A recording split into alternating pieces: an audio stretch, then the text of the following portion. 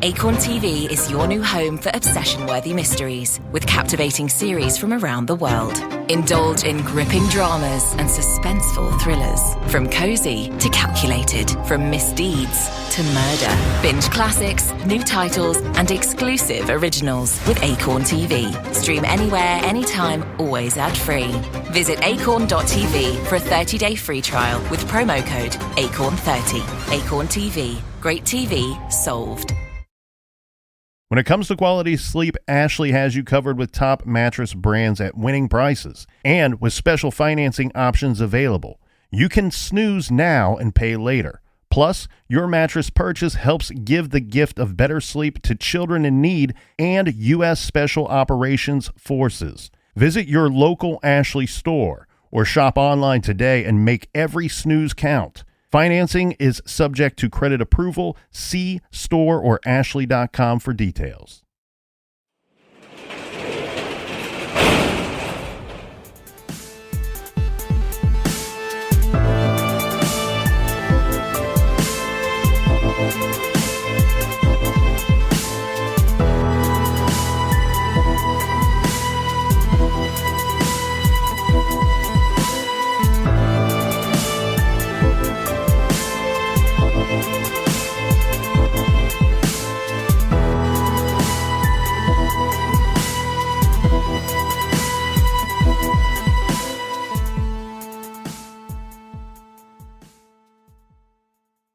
Welcome to True Crime Garage. Wherever you are, whatever you are doing, thanks for listening. I'm your host, Nick, and with me, as always, is a guy that amongst all of the nuts, he is the head cashew. Ladies and gentlemen, the captain. Thank you. It's good to be seen, and it's good to see you. Thanks for listening. Thanks for telling a friend.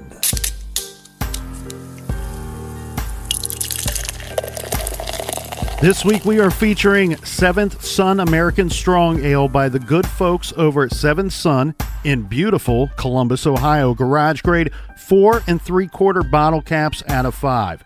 This beer is just as suggested, strong, 7.7% ABV, and one of my local favorites. And this week's beer was brought to us by some of our non-local favorites right here. First up, a big thanks and cheers to Wendy in Portland, Oregon. And a big shout out to Amy and Tyler from Louisville, Kentucky. Next up, we have Dustin in Salt Lake City and his friend Deidre. And a big we like your jib to Angela in Aloha, Oregon. Next, here's a cheers to Molly, who says try Monday Night Brewing, which, Molly, sadly, we can't get that here. So if you wish to send some beer, the address is on our website. Thank you to everyone for going to that website, truecrimegarage.com, and helping out with this week's beer fund. Make sure you follow us on social media, Facebook, Twitter, Snapchat, Instagram. You can find us at True Crime Garage. And that's enough of the business. Everybody gather around, grab a chair, grab a beer. Let's talk some true crime.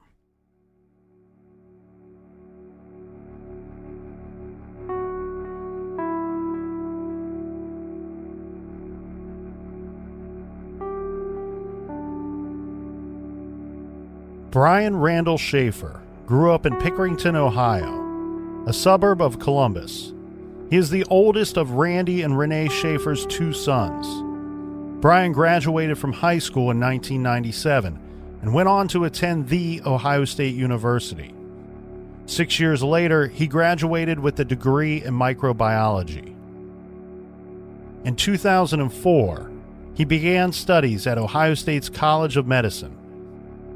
During his second year of studies, in March of 2006, his mother Renee sadly passed away due to cancer. Brian's friends say that although he appeared to be handling it fairly well, her death was very hard for him. But Brian had a lot of friends to help and support him. He also became romantically involved with a fellow second-year medical student, Alexis Wagner.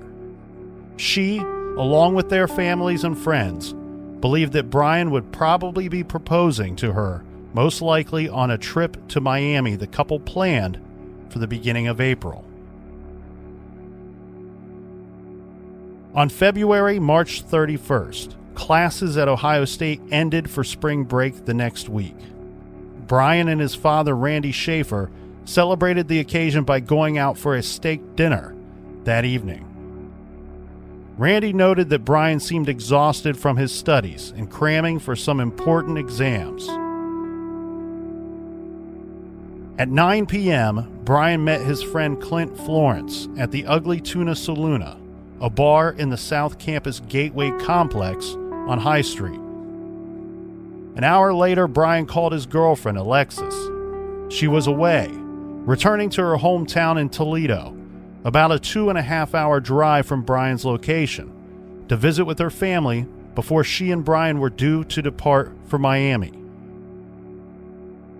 From there, Brian and Clint went bar hopping, visiting several other drinking establishments, and working their way down to the Arena District. At each stop, the two had one shot each, according to Clint. After midnight, the two met Clint's friend, Meredith Reed, in the Short North. She gave them a ride back to the Ugly Tuna Saloona, and the three of them went into the bar for one last round of drinks. At some point, Brian separated from his friends, saying he was going to go talk to the band.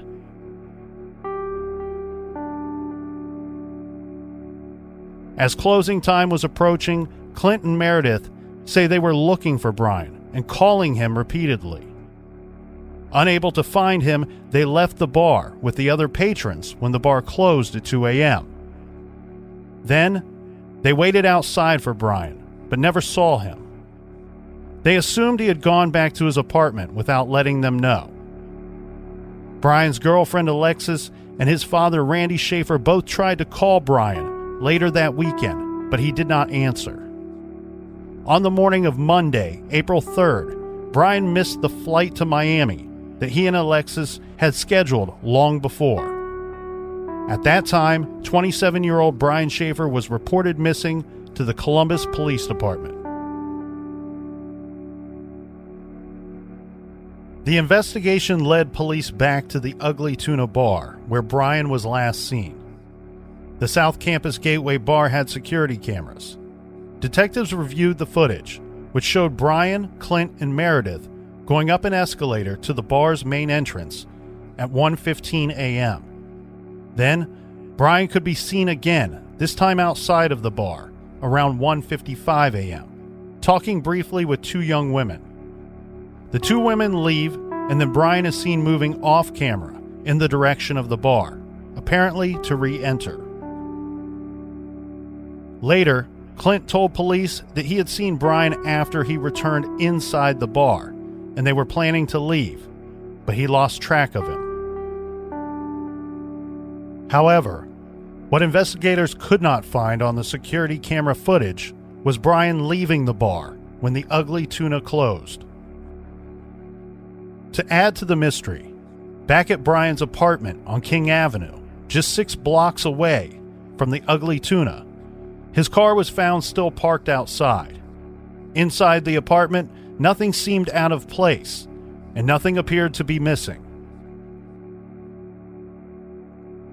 Flyers of Brian's picture, showing a stick figure tattoo on his upper right arm, were distributed, and the Columbus Police Department was asking the public for their help. The stick figure tattoo is from the cover artwork for the song Alive by Pearl Jam.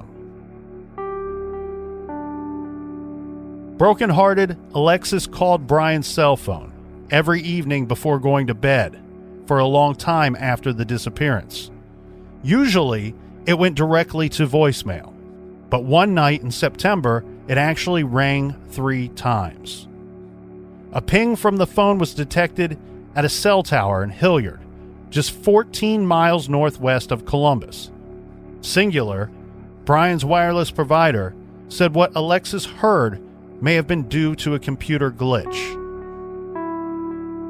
In September of 2008, during a heavy windstorm in central Ohio, Brian's father, Randy Shaffer, was out in his yard, clearing debris.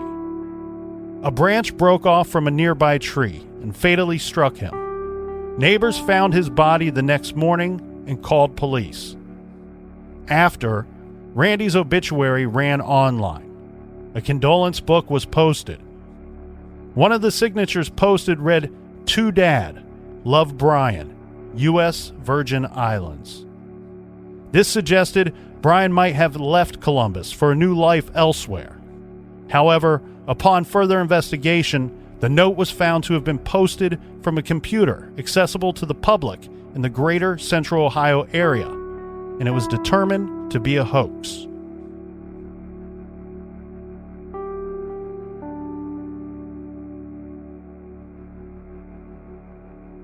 Brian Shaffer has been missing since April 1st of 2006. He is Caucasian, 6 foot 2 inches tall, with light brown hair and hazel eyes. At the time of his disappearance, he was approximately 165 to 170 pounds. He was wearing jeans, a short-sleeve polo shirt over a white long-sleeve shirt, white Adidas sneakers, and a yellow cancer awareness bracelet. Brian was 27 years old at the time of his disappearance in 2006, but recently would have celebrated his 40th birthday. Authorities do not believe Brian left of his own accord, but it is unclear what caused his disappearance. If you have any information concerning this case, please contact the Columbus Police Department at 877-645-8477. If you do not wish to speak to the police, you can submit your tip to the Central Ohio Crime Stoppers at stopcrime.org or call them at 614-461-8477.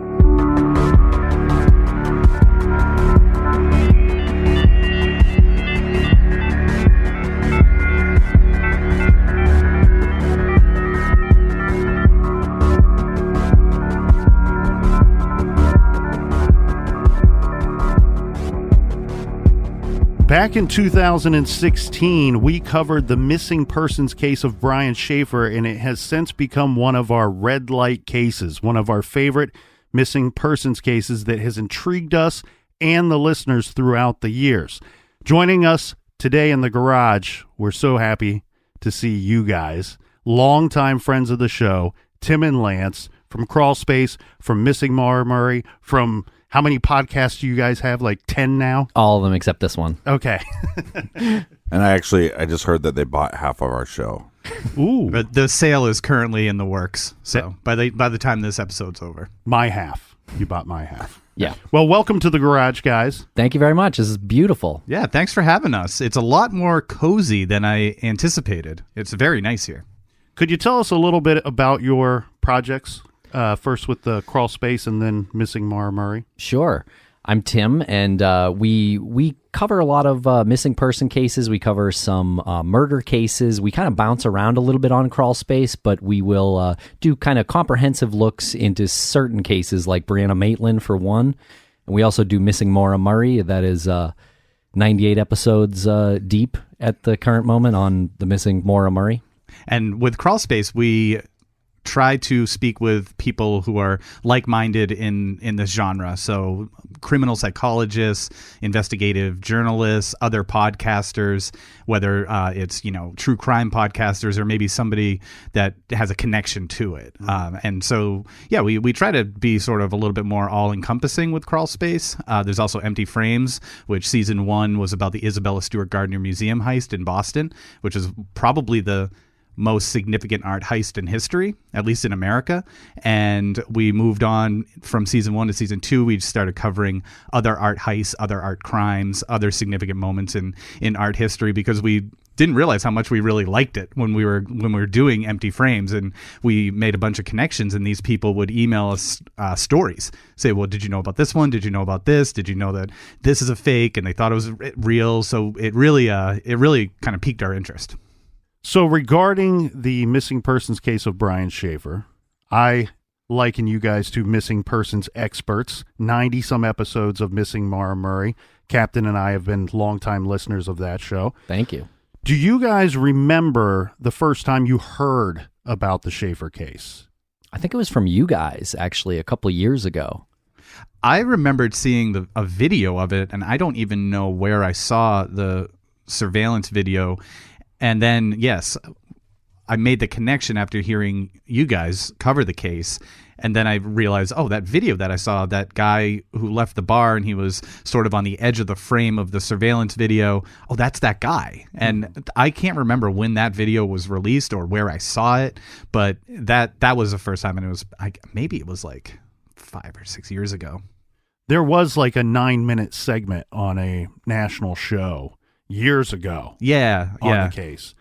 Anything that jumps off the page to you guys immediately? Any red flags just from your initial reaction when you first learned about this missing persons case? Because all these cases that you guys discuss on your show, that we discuss on our show, they're all unique in their own way. They all have their whys and hows and what ifs that you go into. But any first reactions that you remember having or first thoughts regarding this case? Confusion, and this has really got to be one of the most perplexing missing person cases that I've ever looked into, because the other cases that we cover, like Maura Murray, Brianna Maitland, and we're dipping our toe into Brandon Lawson a little bit, I feel like they have outcomes that are a little more graspable. This one is just, I don't know. I mean, I've been batting around ideas in my head, and it's very confusing. One thing that is really confusing to me is that, like Tim said, we cover Maura Murray, Brianna Maitland, Brandon Lawson. So you have a single person in a single incident, not surrounded by anybody else that is in the immediate vicinity. You know, there might be a house or two here or there, but with Brian Shaffer, he's in a bar that's very busy, and there's a lot of people. And he leaves, and you have security footage of him leaving and going back in one time, and then there's no security footage of his actual exit that was led to his disappearance. So all of these things, and he talked to the band, all of these things were like, well, this person doesn't really seem like they intended to disappear. Mm-hmm. Did he slip and get into an accident? And there's no real circumstance in his life that you can absolutely pinpoint and say, well, this is why he's leaving. Like, there's nothing in his life that is any different from things that have happened in my life or other people's lives. Right. And they haven't disappeared. Well, I also think with missing person cases in general, that when we don't have pieces of evidence or we don't know what the story is, we tend to start making it up. And so what's weird with the Brian Shaffer case is you have to prove there is no evidence that he left the bar. You see what I'm saying? So it's like there's a lot of times where it's like you can go, well, maybe he went back to his apartment. Maybe he went to somebody else's house. But you can't, there's no evidence of him actually leaving the bar safely that night. Well, and what's really truly at the center of this case, and I think it's why it became such a internet sensation, is the whole surveillance footage of Brian going into the bar. Then we see him come out briefly, speak with some young ladies, and then it appears that he's re-entering the bar. And I think that the whole thing of having no footage, and as the captain pointed out, no proof that he ever left that bar or that building, is really the thing that jumps off the page right away. I think that the quick leap that everybody wants to do, mm-hmm. and it's just natural, is you have less questions about Brian, who he is, what was going on in his life. Right. Less questions about who he was with that night, or as you said, he's in a public place surrounded by a whole bunch of people shortly before we no longer know where he is. And I think that the natural reaction and the natural leap is to go, I have a lot of questions about this bar. Sure. I have a lot of questions about this building. I have a lot of questions about this area, which I think is unique to this case. Yeah, but what it makes it even more unique because this structure was a newer build. Mm-hmm. So it wasn't like some bar that people have been in their whole life. So even talks around town, people would go, oh, yeah, he went missing from the Ugly Tuna. Have you been there? I've never been there. Does that make any sense? Yeah, that makes a lot of sense because you want to somehow identify with it. It's just it's another piece of the mystery that you have to put together in your head. And you have to start there. And you have to start there. A general description of this building and bar Captain, let's try to go through that for everybody. So the bar itself is inside of a building. Right, second floor. Second floor. It shares the building with some other businesses. It's a lot of things have changed with that building throughout the years. Obviously, this case is now 13 years old. But so the bar is on the second floor. There's basically one entrance to and from the bar. We'll call that the main entrance to and from the bar that goes from the bar to the building, to the second floor of the building, and then you take the escalator up and down to get to the main entrance of the building. Right, so let's just go. You walk through, there's a big parking garage. You park there normally. You walk through a courtyard. You get to the Ugly Tuna. You go through the main doors. You have to go up the escalator. Then there's a little landing platform. And then to the right is the entrance to the bar. Once you're in the bar, it's basically a square. And then there's little patio space outside, but it's a cool patio because you're on the second floor. So you can kind of look down onto the courtyard and look down onto High Street, which is the main street of the campus. But what law enforcement tells us is, well, we have footage of the escalators, and what they claim is there is no record of Brian leaving that escalator that night. The other back way out, which would be for the band, which would be for service workers of the bar, and possibly somebody that was in the bar, a customer that left the wrong way. We know through conversations with the band and some of the people that work there, even security, that door, the exit door, didn't have a camera on it. But what it did have was there was a long hallway to get to that exit, and that had a camera on it. And they claim that there is no sign of Brian Shaffer going down that hallway. And that's a straight hallway? Well, I've never been in that hallway. It's basically, again, you're on the second floor, so it's a hallway that's going to lead you to a possible elevator or stairways. Right. So, but we just know that if you take the bar, which is basically a square, that once you leave that front door, it'd be kind of hard not to be seen by that escalator. And then the back exit, there's a hallway that is monitored by a camera. And they claim, now they never released that footage. Now, I have never heard the lead detective, Hurst, actually talk about the back hallway. It was a secondary detective, I believe Detective Edwards. He's pretty clear that we don't see Brian on that video at all. Yeah, because if they did see him, what do you think the law enforcement's response would be to the public? That he left the bar. That right. So you think, and I agree, right? Like you think that law enforcement would give an official statement saying we did see him exiting through the service door. Yeah, definitely. Yeah, but let's be a little more clear too, because when you go, hey, this guy never left the bar, and we haven't seen him. So did he die in the bar? Was there a foul play inside the bar? And there is no evidence of that. Right. The bar was super cooperative with the police. I believe they actually shut down for a couple days and let them search everywhere. And so there's no sign of struggle, no sign of foul play inside the bar. So it's almost like poof, he vanished into thin air. Absolutely, yeah. And to put it in its simplest form, when we say he never left the building, he never left the bar, we have no proof that he left. Law enforcement took that a step further. We not only is there footage of everyone entering the bar, going up the escalator, they went back and they accounted for every person that they could see going in and every person they could see going out, Brian being the only one that they never could locate, could never speak to. They spoke to everybody that was there that night. Right. So much so that there was an individual that they were calling orange sweatshirt guy or orange sweater guy for a while. And that's because there was an individual that came up the escalator. They had him on footage. And then all of a sudden later when they closed, there's this mysterious individual that they didn't see come into the bar. And they could identify that this individual was wearing an orange sweater or sweatshirt.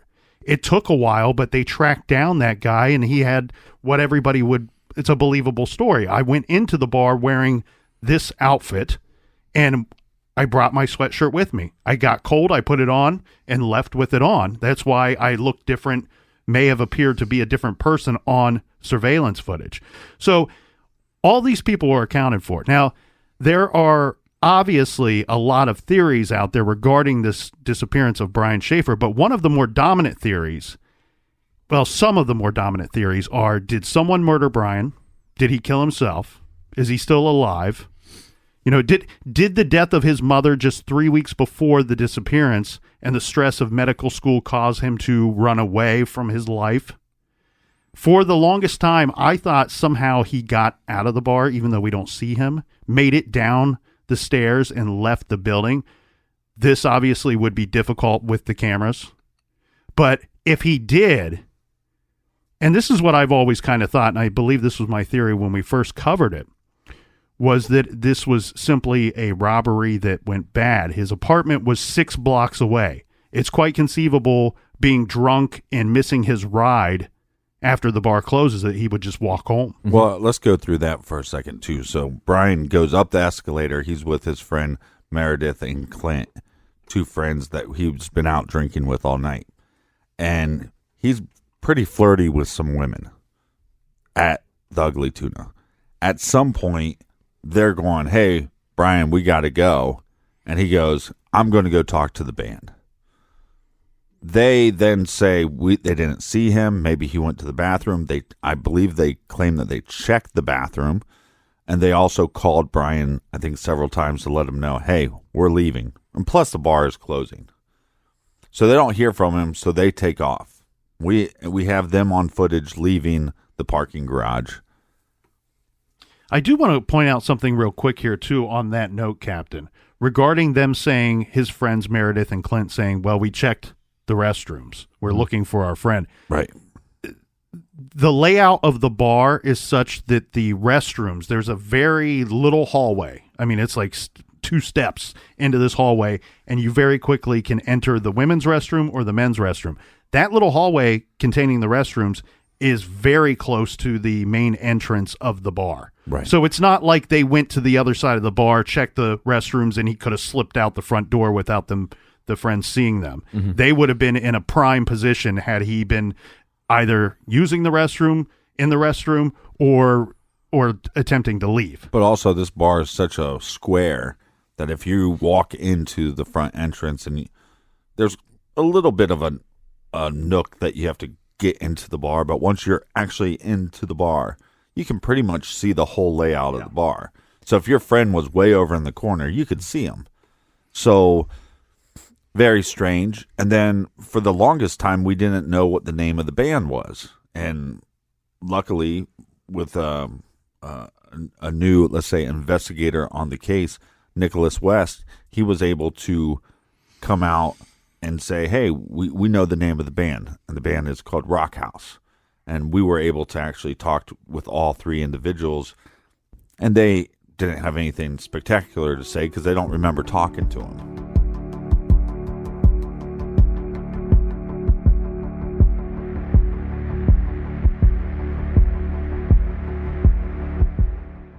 This show is sponsored by BetterHelp. Do you look forward to the holidays? Maybe you struggle with seasonal blues. This time of year can be a lot, and it's natural to feel some sadness or even anxiety about it. But adding something new and positive to your life can counteract some of those feelings. Therapy can be a bright spot, something to look forward to make you feel grounded, and to give you the tools to manage everything going on. If you're thinking of starting therapy, give BetterHelp a try.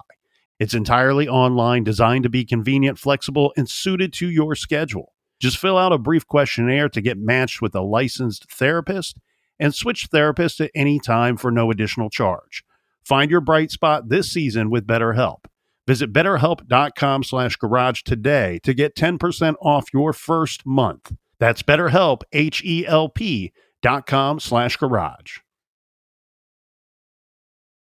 Rosetta Stone is the language learning program with a lasting impact. I've been using their app to learn French, and it's not just about memorizing words, but actually having real conversations. And it's not just French. They offer 25 languages. Right now, Rosetta Stone has an awesome holiday deal, 50% off their lifetime membership. Every language, unlimited access forever. For anyone keen on diving deep into a new language, check out rosettastone.com. It's a game changer. At Consumer Cellular, you get the same exact coverage as the largest carriers, but for up to half the cost. Same thing, up to half the cost. Up to half the cost for the same thing. 50% the money for 100% the same thing. I hope I'm making myself clear. Consumer Cellular. When freedom calls, we're here to answer. Call us at 1-888-FREEDOM. Half the cost savings based on cost of Consumer Cellular single-line 5GB data plan with unlimited talk and text compared to lowest cost single-line postpaid unlimited talk, text, and data plan offered by T-Mobile and Verizon May 2023.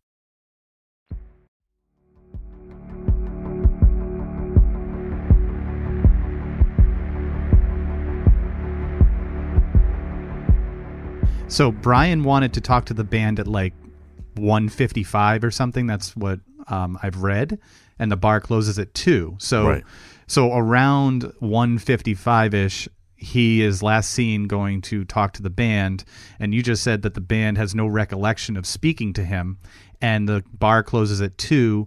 There's a bunch of people that are now exiting. We've all been in bars where it's the end of the night, the lights go on, and the bouncers go through, and the staff goes through, and they're like, all right, everybody out. Right. So no one sees him from after 1:55, and no one sees him after 2 to when the entire bar is evacuated. Well, not evacuated, but cleared. And here's the thing is I'd actually argue.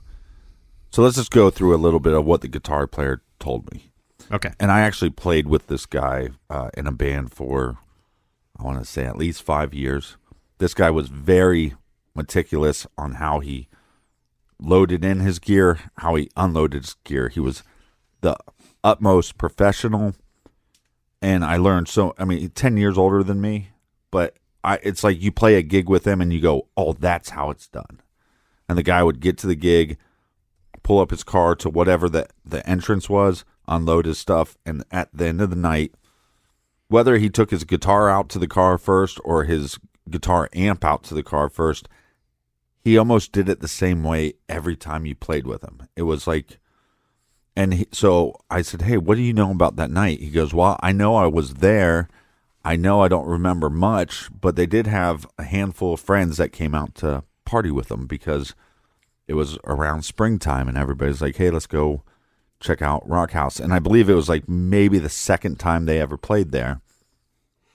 They had to go through this back way, which there was no camera on. And he remembered that there was no camera on the back because people was asking him over and over, hey, you were there the night Brian Shaffer went missing. Was there a camera on the back door?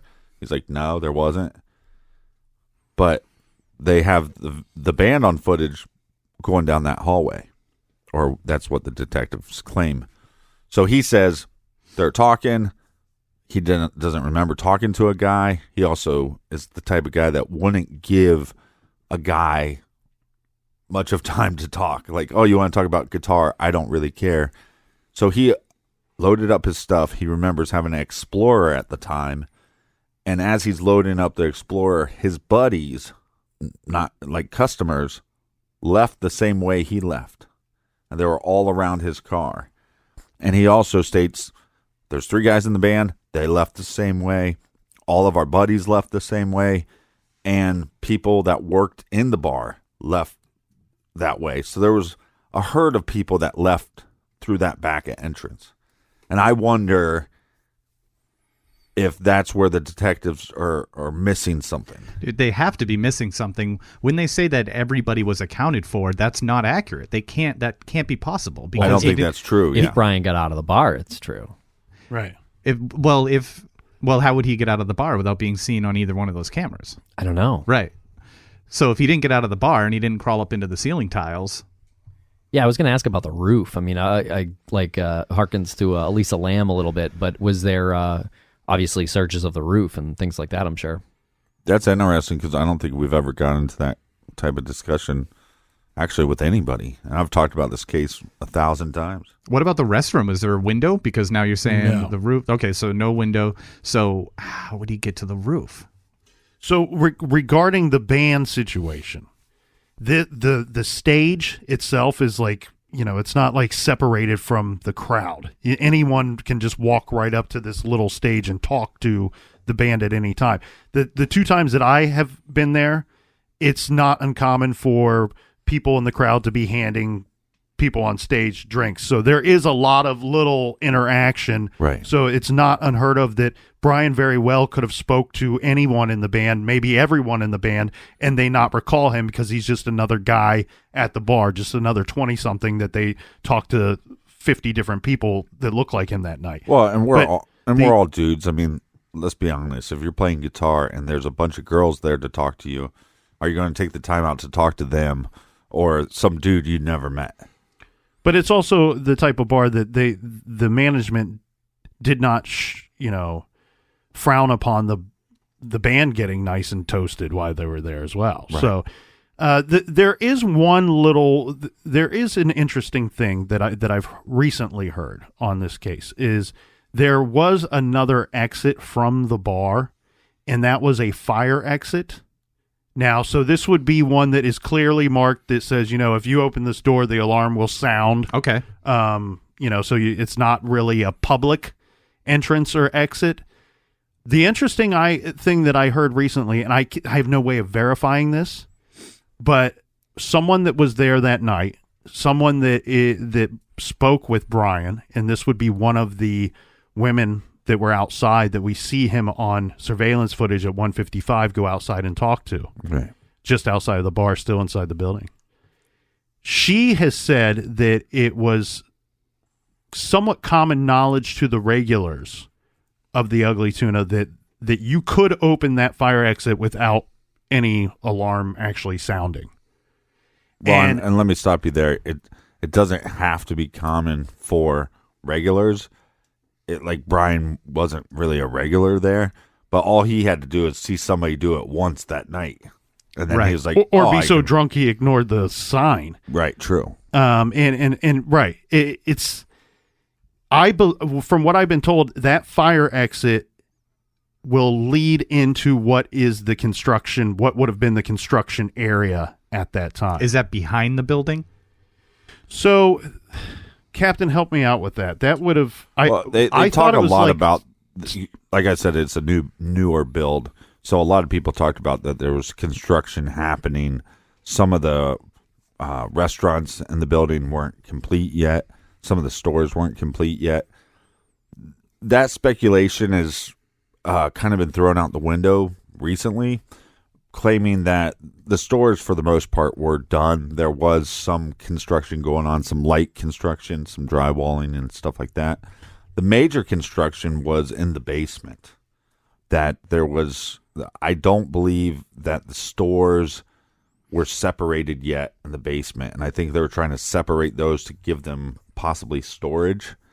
Now, talking with the band, they said, hey, there was some construction, but not anything that you're going to like fall in a pit to your death. And now this has been put out in the public lately, and people have been, you put this out on the internet and a lot of people come back going, well, you don't know for sure.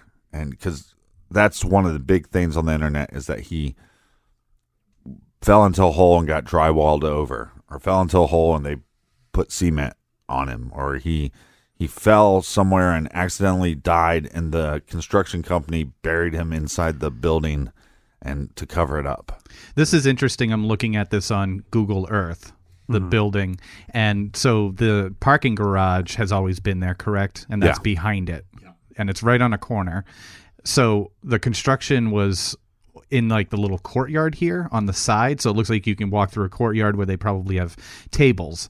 Right. It doesn't. What I'm saying is I don't see an area where a construction site would be so big and sort of treacherous, dangerous. Yeah. Right. So there were no like big holes. There was nothing that he could have fallen into or anything like that. I mean, it's hard to believe, no matter how drunk he is, it's hard to believe he could impale himself or somehow accidentally kill himself while walking through that. And then all of a sudden, what happens? So the next person who saw him just took him. Well, and we're talking about search sites that once they, a couple days after he goes missing, we have hundreds of people in that area, in that bar, searching. So I don't think it's that far-fetched that the guy could have had an accident and hurt himself. I don't think it's that far-fetched, but what's far-fetched is the building's not huge. I mean, and if you have hundreds of people searching for him, they're gonna come across injured Brian Shaffer. So yeah, it's not far-fetched for someone to get into an accident, hit their head, get hurt. I mean, even if he fell and hit his head the wrong way and it kills him. So then what happened to his body? Who saw that? I have a hard time believing that a management group of a bar, while it would look very bad, would suddenly turn to cover this body up. Let's dispose of it. I find it really hard that normal people would go so far left of center and deviate off of the regular way of thinking and not have one person say, guys, we should just call the cops and we'll work this out. I mean, there might be a lawsuit, but we'll figure this out. They weren't going to be culpable for his death. You know, I don't. I mean, if they were or weren't, I mean, normal people have that conversation, right? I mean, I guess legally there's maybe an argument, but it's not, like in that scenario, it's not like whoever approached him or found him killed him. So why would it's really hard to wrap your head around the idea that someone came across a deceased Brian Shaffer and like did something with his body, called a friend, went to bury him. Or one person's not doing that now, and two makes it more unlikely too, because then you have two people involved. Two or more. That's why I've always wanted you guys to look into this case, because it's funny to me that somebody could look into a case like this and then make the leap that these construction workers that we don't know who they are, we make the leap that they came across a guy that had an accident and he's dead and they covered it up. Or there is some thought that they constructed over him on accident, that they didn't see him. But as we just discussed, this isn't an area where we're talking about huge pits and deep crevices or anything like that. Or that it wasn't checked. Right. And the other thing, too, that we should keep in mind, and I understand that, everybody has their own work schedule, but he's last seen at 1:55-ish. He entered, they're out partying on a Friday night. So now this is very early Saturday morning. He's missing, legitimately missing per law enforcement by Monday morning. So if nobody was working on that construction on Saturday, Sunday, the law enforcement was back in that building, I would say, by noon at the latest? Right. I mean, that was the first place they make a couple phone calls, and then they go straight to that building to look for this individual. On Monday. So it seems unlikely, too, that he would be overlooked and accidentally constructed over. Yeah, and also cadaver dogs were brought to the scene, and they didn't hit on anything. Right. From my understanding. So that would tell you that he probably wasn't constructed over. So regarding that, jumping back to that fire exit that led to the construction area, and there was an exit. You could walk through the construction area and exit the building. And the detective's exact words are, that would be a difficult area to walk through sober. But I think people make the giant leap when they hear somebody say that. Difficult doesn't mean doesn't mean you impossible. Can't do it. Right. Yeah. That it's a life or death situation, battle conditions, it could just be, you could trip and fall, or it could be difficult to navigate your way. But the thing is, even though someone could go out that door, now what I've been told and what I've heard through interviews with the detectives involved in this case is there was no, and I found this to be strange, there was no camera on that door that you could access from the fire exit through the construction area. However, what law enforcement has said on the record that they did was they went to neighboring buildings and businesses that would have had surveillance in the area. And they could determine through that they have no reason to believe that he left through that door. So that was actually one of my questions. The police looked at all the footage from surveillance cameras, CCTV that were available at the time. That were available in the neighborhood in both directions, and found nothing. Right. He's on the roof. He's got to be on the roof. I mean, where does this person go? How in the world does this person, unless he changed and put on a scarf around his face or something, a hoodie, something. Well, and but we can on. cite one particular specific incident where I believe there was a scent that the dogs hit on, and it was in the direction of the Wendy's restaurant, which I don't know the particulars of where that would have been. I think it might be across the street. Right. But was that a dog that was tracking Brian's scent, or was that a cadaver dog? The law enforcement later told his father, Randy, that it was probably just a fluky thing, that they don't think that the dog was actually hitting on something regarding Brian, that it might have been hitting on just the Wendy's. something. Right. Yeah. And the reason why he was able to tell Randy that is, I do know that they did review footage from the Wendy's restaurant. Mm-hmm. So, and again, found nothing to give anyone reason to believe that he walked in that direction. And Columbus, Ohio, has a lot of surveillance cameras, from what I understand as well. So he would have been picked up at some point on camera when he was walking home, right? I don't know how far they went into that. Yeah.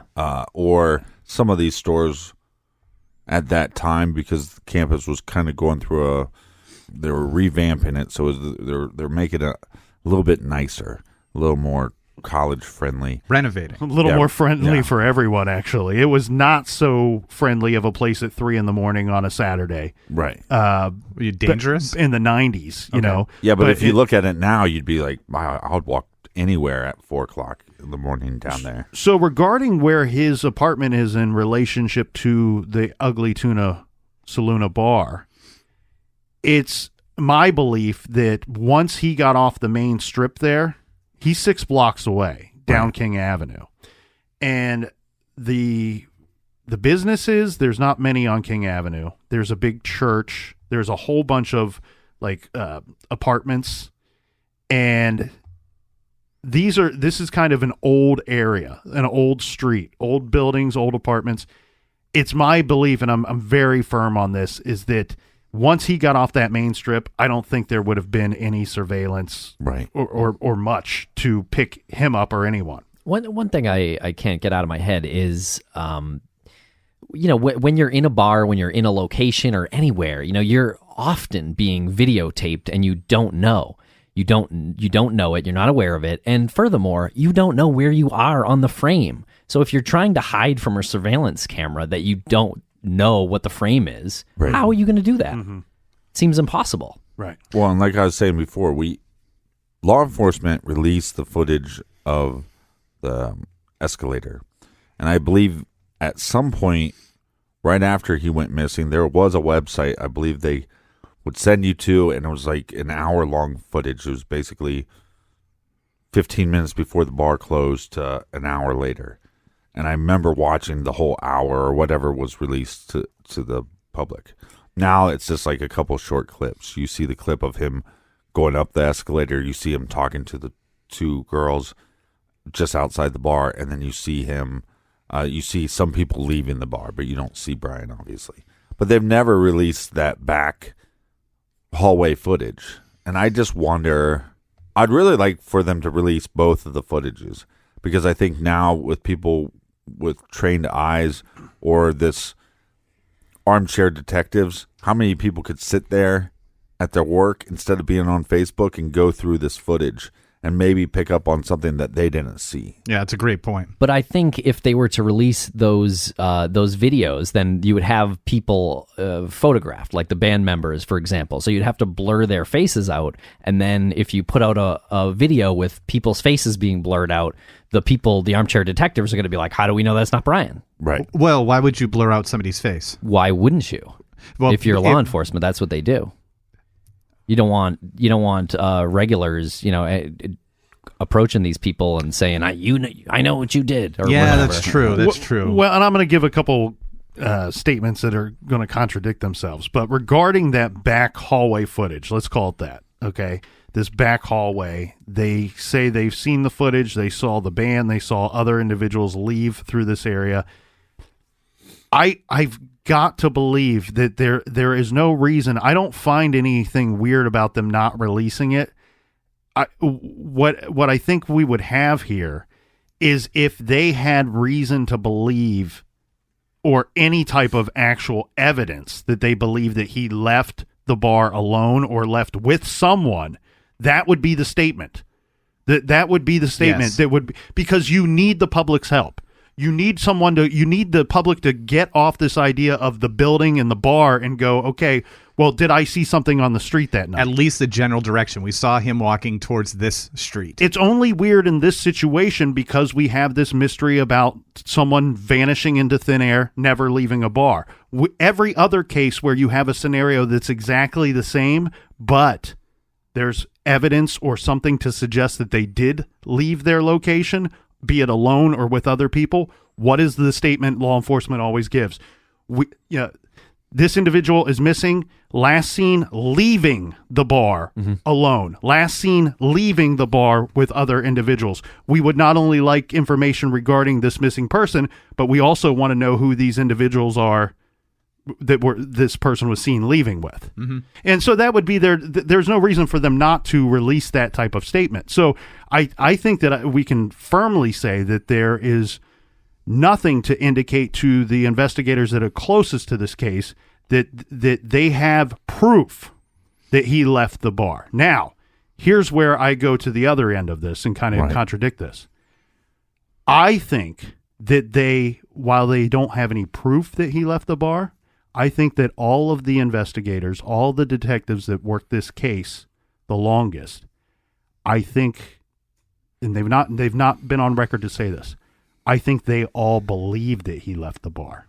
And these are seasoned detectives. Well, these are smart individuals. And the reason why I say that is because we've had at least one of the detectives that said, ever since that case, anytime I'm in a large crowded area, I'm looking for Brian's face. Well, if he didn't believe that he left the bar, he's not looking for Brian's face in the crowd. And police don't often speak metaphorically. Right. He's not saying, his face haunts me. Right. Well, yeah, missing person cases can mess with you in that way, though, for sure, and make you think irrational things. But I do kind of agree that, and I can see why law enforcement would believe that he is out there somewhere, because he's not in the bar. Mm-hmm.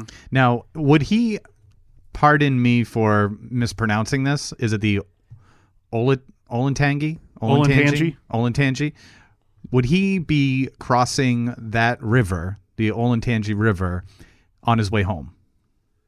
I don't believe so. I don't think so. No, So not it's almost- the route not the most direct route from the bar to his house. Water's not that far from the bar, but he Right. wouldn't be crossing some bridge, because that's the other speculation too. Is that guys stopped to take a pissa and fell into the river. And got swept away. Yeah, Not a trace of him to be found. Yeah, Nothing. but Brian would have to actually go out of his way to hit any body of water, unless he was. But that's the thing, though, too, is if he gets out of the bar. So let's put that to rest. There's no sign of struggle. There's no sign of foul play. When I have talked to security guards myself, they've said that whole idea that somebody couldn't get out of that complex or that bar without being seen on video footage is absolutely nonsense. That's what security has stated. Mm-hmm. That's obviously not what the detectives in this case have stated. It's not incredibly easy, but it's not impossible, is Right. what they're saying. But when I used to play at a bar across the courtyard, and I talked to a lot of the security guards, and a couple of them said, look, I bet every weekend there is multiple people that leave that complex without being seen on footage. Like a clear cut, I know that's so-and-so that left the bar.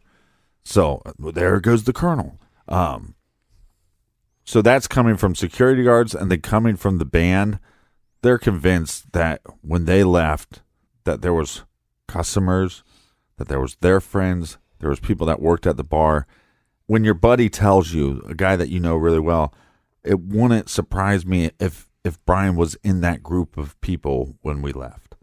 What about the parking garage? His friends, Clint and Meredith? Yeah, and camera footage from those, too. From the parking garage? Yeah. And from Clinton Meredith?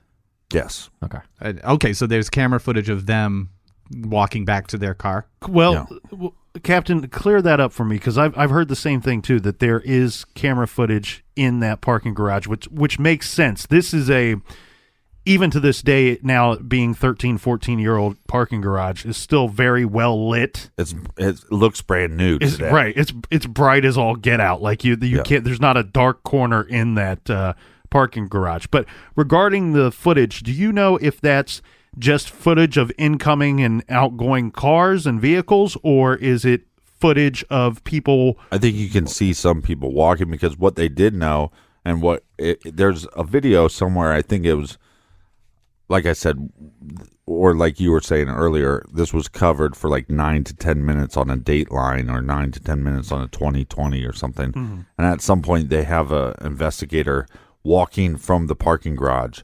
And we know that they walked through these 2 pillars, and then they walked out the door to the double door to the courtyard, and then they went up the escalator. So if you know that they went through these 2 pillars, you're seeing them on video footage. Right. And so there's a lot of times when I played that same area where I'd park on the same side, try to walk the same way that they did, and we know from because it's a paid garage, so Clint and Meredith had to have an exit ticket. Mm-hmm. So they have evidence that Clint and Meredith left when Meredith parked there. Right, when they said they left. Right. So here's a quick little rundown of the end of the night events as I understand them, and now I'm taking some pieces from people's stories and piecing them together to kind of make it a longer timeline that makes sense to me. According to Clint's statement, is once Brian came back into the bar, this is after talking to the 2 girls just immediately outside the main entrance to the bar, that he saw Brian enter the bar. This is Clint's words on the record. We saw him enter the bar. We lost track of him at some point, and then before we knew it, it was time to leave. So let's extend that on both sides a little bit. So at some point, the way that I've envisioned this going down is that Brian says to Clint and or Meredith, I'm going to go talk to the band. Or keep in mind, this would have been a loud, crowded area. We know there's a band playing. Even if it's a break in music, there's a lot of people talking and shouting. He could have said, I'm going to go talk to fill in the blank. Right. It could have been anything. They could have misheard him. What we do know happens is he does go outside. It's fact. He's seen on camera. He goes outside and he talks to 2 young ladies. There is, according to their words, they exchange phone numbers. I believe they just gave him their numbers, I believe is the way that this goes down. They leave. Those 2 girls leave. They don't go back in the bar. Brian is seen moving as such that you would believe that he's re-entering the bar. You can't physically see him walk through the doors. Then we have Clint's statement of, we saw Brian re-enter the bar, lost track of him. Then it's last call. It's time to go. We're looking for him. We check the restrooms. Then we go outside with the rest of the patrons. Everybody else is ushered out through the doors. Now we're outside waiting around, milling about, looking for him, waiting for him to appear from leaving the bar. And at some point, Meredith starts calling Brian's cell phone. And we do know this happened because of 1, phone records, and 2, somewhere you can hear a voicemail that she leaves. And I think she says something like, it's just a real quick one, where the hell are you? It's something like that. Okay. And this seems all very the way you would think it would go down. We've all been in this situation. The only difference is none of us ever went missing. None of our friends ever went missing. You get separated and you call them, you send a text. Well, let's stay on that point for a second, since this is a round table discussion. Have you ever been out with a group of friends that you drove to that bar with 3 people or however many people, and you left without one of them? I've been the guy who left. I've been the guy that left the group. Yeah. I left all of them there. For Irish whatever. exit. Yes, mostly because What did you say that was? Irish exit. Yeah. exit.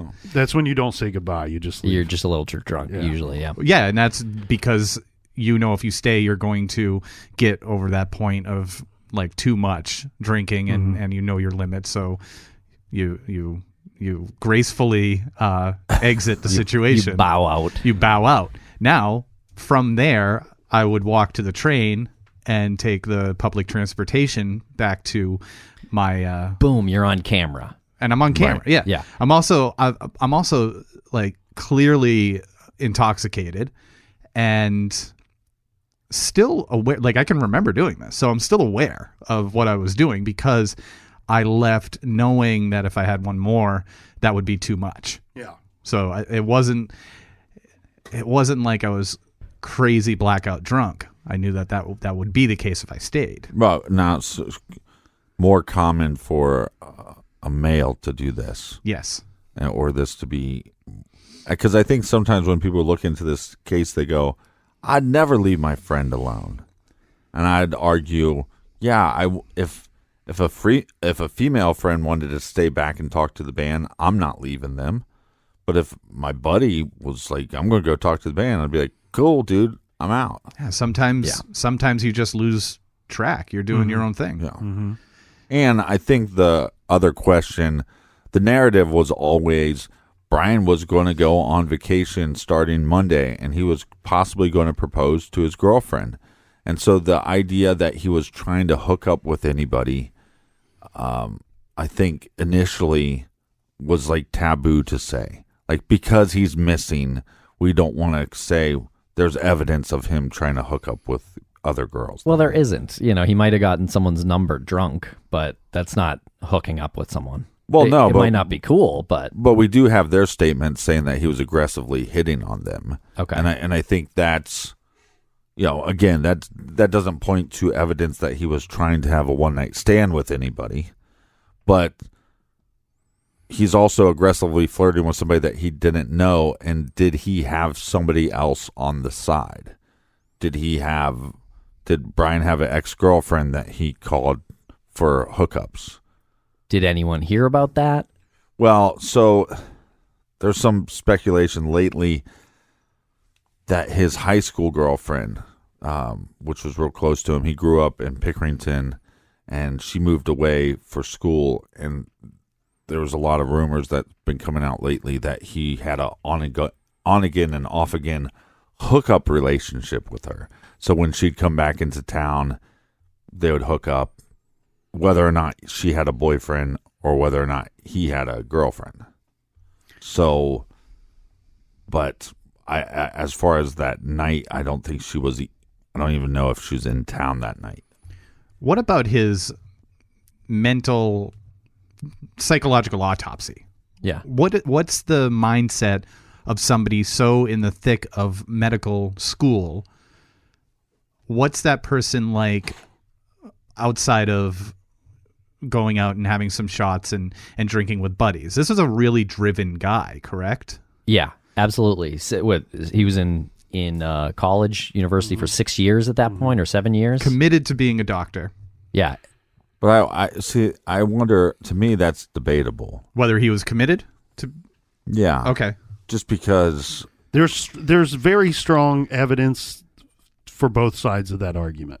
Right. Here's one thing that I found interesting is that he worked at JCPenney at one point too. Oh yeah, Yeah. you were talking about that before. And I actually think he worked there for a pretty lengthy time. And that's my point. He worked there for, I think, 4.5 to 5 years. Right, And so right. that shows incredible commitment. No, that's no. JCPenney. Oh. No? I taught guitar, like I was telling you, maybe 11 to 12 years. I wouldn't. What does that mean? No. Well, you're saying that because he worked at a job for X amount of years that he's driven. I would say that Well, points. no, they're saying committed. Okay. Yeah, That's a commitment. I mean, 3 or 4 years. Yeah, because that's a pretty disposable job. No offense to anyone who works at JCPenney, I think. But there's a lot of it's jobs retail exactly job. like that one. Exactly, yeah. So if it didn't work out for whatever reason, or he had to miss a shift and got fired or had to quit because of something awkward, Yeah, he could but have just got how many job. guys did you know roughly in their 20s that were dating somebody for 3 years, and you want to, you go, oh, they're dating for 3 years. They're committed, but you know that they're not that committed to the relationship. All I'm saying is, like, just because you have a job for a long time, it could have been one of those jobs where it's like, it's really hard to get fired. You can kind of do whatever you want. All I'm saying is I think it's safe to assume that maybe he was committed, but... Well, I think you have to, because that's all we have to go off of is what the record shows. And the record would show that he was an employee for X amount of years, not X amount of weeks or months. So if we... but my argument is that we all know somebody that's had the same job for a very long time, that you would not state them as a committed employee to that employer. Okay, I see your point. Yeah. I think what Tim is more so talking about is committed to the certain lifestyle that he has created and maintained. Right. He's a longtime student of the same university. He's a longtime employee of the same employer. And so regarding his mental makeup, let's say, the unfortunate, horrible thing is his mother passes away like 3 weeks before he goes missing. And so he was very close to his mother. There's no one to say anything different. And even if you're not close to a parent, well, if you lose a parent, it's a tragic thing. Yeah, a lot of people close in the circle call him a mama's boy, and that's not a bad thing. He really cared about his mom. Yeah. What about his financial situation? Was he going to get an great. inheritance, I guess? So back to the schooling thing real quick. Yeah. But where I was going with that is there are several people in his family that say he chose the medical field as a way of making his parents proud. Okay. It was something that was obvious that they would be extremely proud of, and he was very, according to these individuals, he was very driven to become to work in the field of medicine a lot for his mother. For right. that relationship, right. Be it whether she's around or not. Now, the difficult thing about his mental makeup would be his father did kind of, in my opinion, skew the narrative a bit on Brian. And this is not uncommon for parents or loved ones to champion or romanticize their missing or lost one. But the narrative that he kind of put forward and fed to the public is Brian was well on his way to graduating, something that he had been working toward for many years. He was getting very good grades, always has. He was going to propose to his girlfriend probably on this vacation. Right. But let's dive into those things right there. Yeah. He never purchased a ring. Okay, that was my now, question. and I understand you can't ask somebody to marry you without a ring. That's you not can crazy. also purchase that ring on the weekend. It wasn't like there was a couple days left for him to be able to purchase a ring. Right, but there's no evidence of him purchasing a ring. There's all this evidence saying he never did. Right. We don't know that he ever went and looked at anything or pursued that. His grades, he got. If you talk to other family members, and now his father's passed away, so we don't have him here to argue this. But the other family members say he got okay grades. Right. It wasn't like he wasn't like, Dean's List. Dean's List. Yes, he wasn't Doogie Howser. But there's a lot of accounts saying that.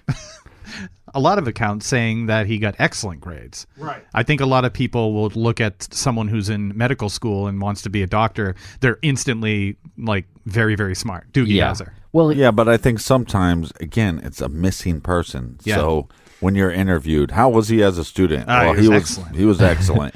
And the whole time they're going, that guy was a shitbag and showed up drunk all the time. But I can't say that because he's missing. But he's got a degree in microbiology. Like, I got to be honest, I couldn't do that. I could wake up in the morning and get a degree in microbiology. I can commit myself as hard as I can, and I don't think I'd be able to do it. Well, after drinking with you last night, I agree with you. So Thank you. You can see a bit of the confusion regarding his lifestyle, though, where I firmly believe that Randy, maybe even unintentionally, skewed the narrative. Randy, the father. Yeah. Okay. Sorry. Yeah. Thank you. I think he kind of skewed the narrative, whether he did that knowingly or not. And it might not mean anything at all, but I think what it is it's more ways to suggest that something happened to my son that was beyond my son's control. And the exact wording that police give when they're seeking information regarding Brian's whereabouts or what could have happened to Brian is that they do not believe that he left of his own accord, but his disappearance is mysterious. It's unexplainable. Yeah, suspicious disappearance. Right. I'm on the old Bing machine, and it looks like there's a lot of new construction in the area. So I'm wondering what there's even on Earth here. You can see a construction site that has just been started, and right across the street. Right. Obviously, that's a new one. That's not the one from when he went missing. But there's a building here on the corner that looks brand new. Is this? I don't know how familiar you are with it. This looks brand new, but there's a camera right there on top of the building that shows the entire intersection, which I think is interesting. But I would just be curious if this building existed back then. I also wanted to just on the surveillance topic real quick. I just wanted to mention that a lot of bars had live streams back 10, 15 years ago on the internet, and it actually looks like the Ugly Tuna Saloon had a live stream. And what makes this a little eerie, and we talked a little bit about this last night, is pretty much anything from that weekend as far as promotion, who the band was, the calendar, everything has been swiped away. Yeah, that's a law enforcement thing, I think. Yeah, see that's interesting because a lot of people think, well, that's shady on their part, but law enforcement has said time and time again, this company has been very cooperative to us. And it's also a weird thing, too, because if he went missing south of Columbus, not by Ohio State campus, this would stay on the internet. Information would stay on the internet longer. But because it's connected to the university, it gets buried in Google searches. Like they try to hide some of this stuff. Who's they? Is it intentional? Yes, it's the universities do it.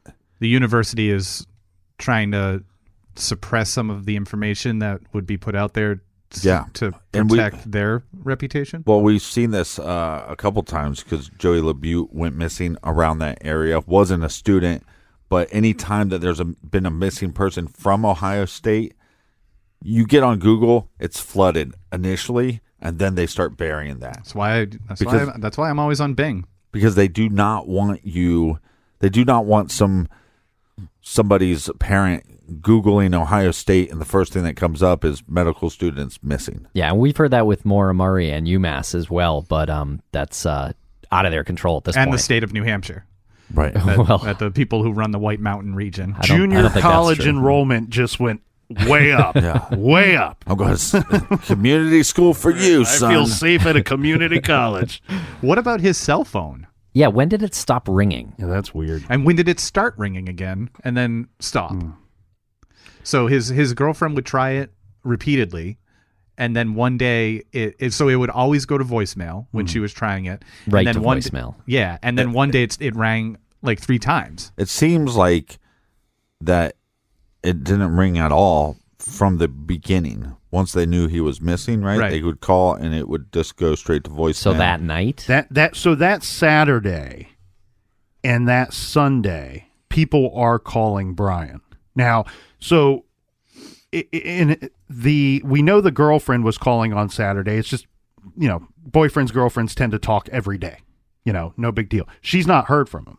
But I think she kind of sounds the alarm sometime on Sunday when she returned. She's up in Toledo at the time visiting her family. So she's like a 2-hour drive from where he was last seen.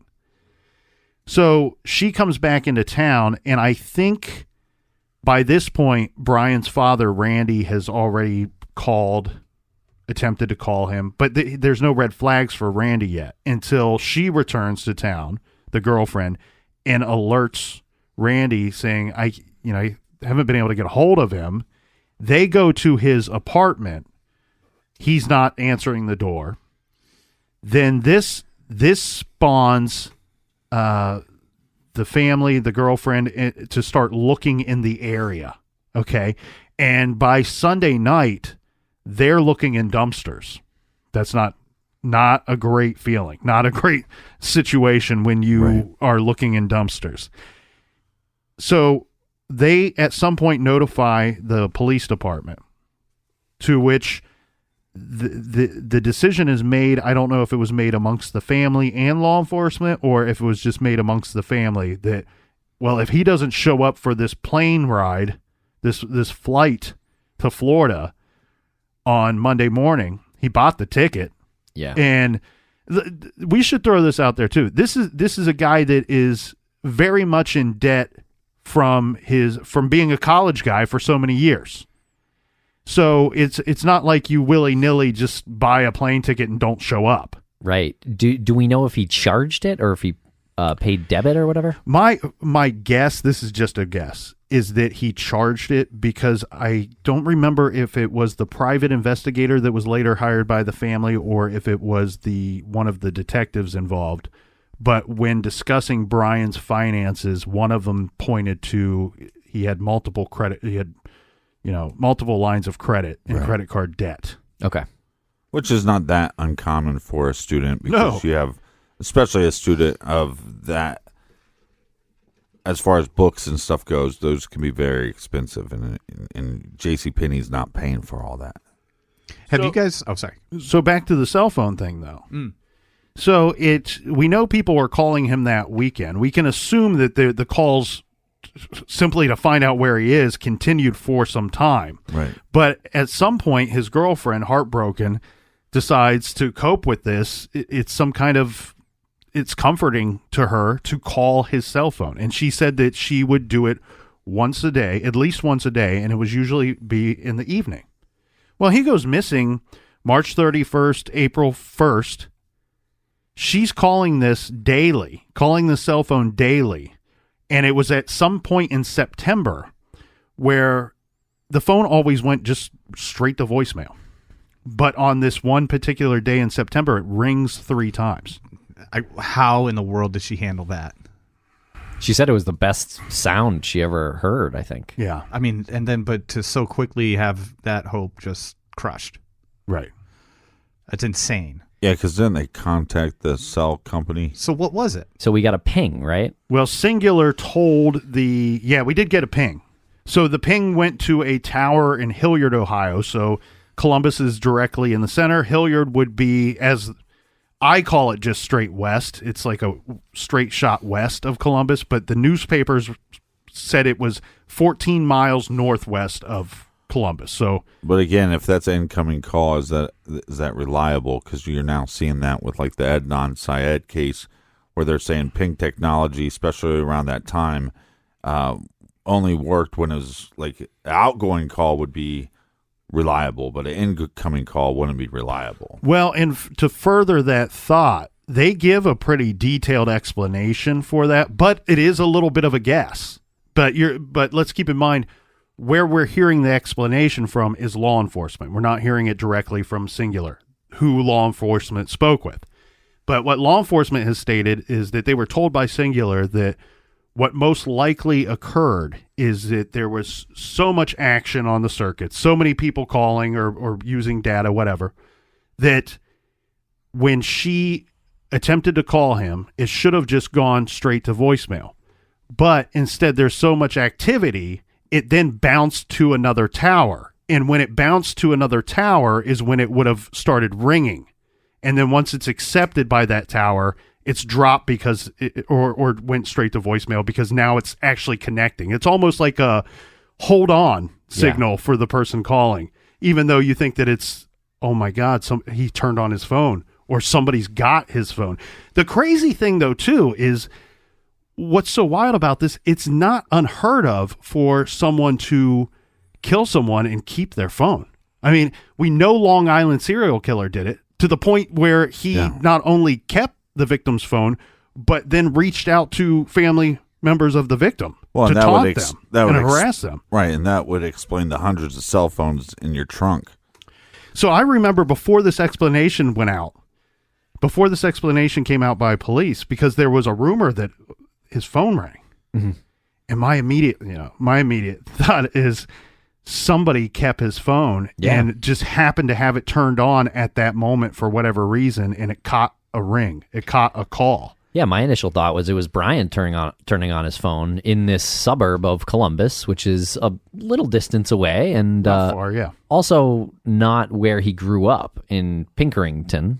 Pickerington. Not bad. Close enough. So how far is Pickerington? So it's almost on the opposite side. Okay. So Columbus would be pretty much in the middle, and Pickerington would be to the east, and Hilliard to the west. I would have found it to be better evidence if the ping happened in Pickerington. Yeah. Right. Did you guys hear any rumor about him wanting to break up with his girlfriend beforehand? Wasn't there something out there that he said he wasn't coping with the loss of his mother, and he told his girlfriend that she should move on? The voicemail he leaves for his girlfriend the same night that he went missing, he tries to call her at some point while they're out bar hopping. Right. And he leaves a voicemail for her that can be heard. You can track it down on the internet. But it's, to me, like, if, I'm a beautiful woman, right? You are. I'm sitting across from you. It would be Gorgeous. it would be the voicemail that I, as a beautiful woman, would want to receive from a handsome man. I mean, it's From like Tim. From Tim, yes. Right. Basically, Brian, and this isn't verbatim, but he calls and he says something like, "Just still out with the friends. They were asking about you. I'm telling them how wonderful you are. You are the most amazing woman. I love you. See you soon." Does that sound about right, Captain? Yeah. Thank you. We should pause and actually take a listen to it. Hey, gorgeous. I just want to say hi and tell you that you're an amazing woman and I love you. So, alright. Bye.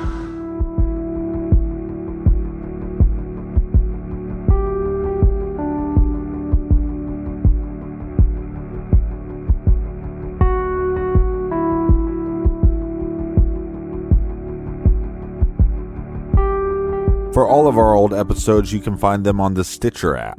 Yes, the Stitcher app is awesome and it's free. So if you want to check out our original coverage of the Brian Shaffer case, just use the little drop down, and it's under the year 2016. Yeah, the Brian Shaffer case is episode number 16 and 17. All right, we'll see everybody back here in the garage tomorrow. Until then, be good, be kind, and don't litter.